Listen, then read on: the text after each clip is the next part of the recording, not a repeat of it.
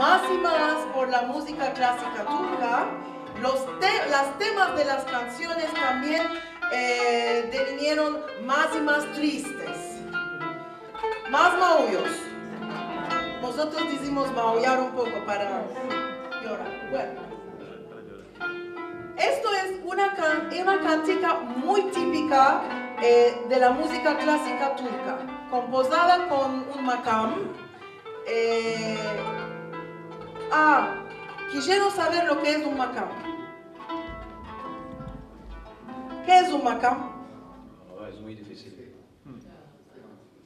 Por ejemplo, en la música occidental Tiene un carácter de subir y abajar. Esta cantica, ¿qué makam es? Es Nihavent. Juga Nihavent.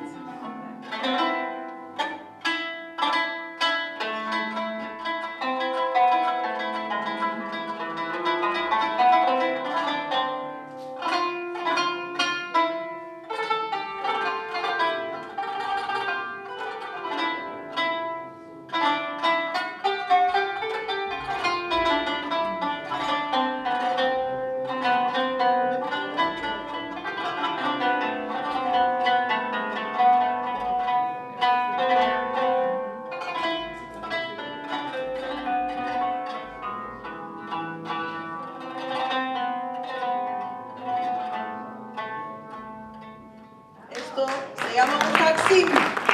Bravo, Yavuz. ¿Para qué quiero yo más vivir en este mundo?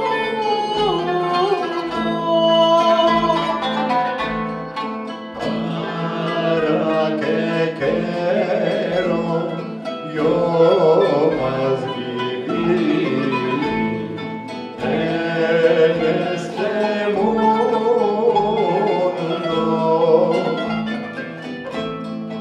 Mi llor es morir más que sufrir, dolores de amor vengo a sufrir.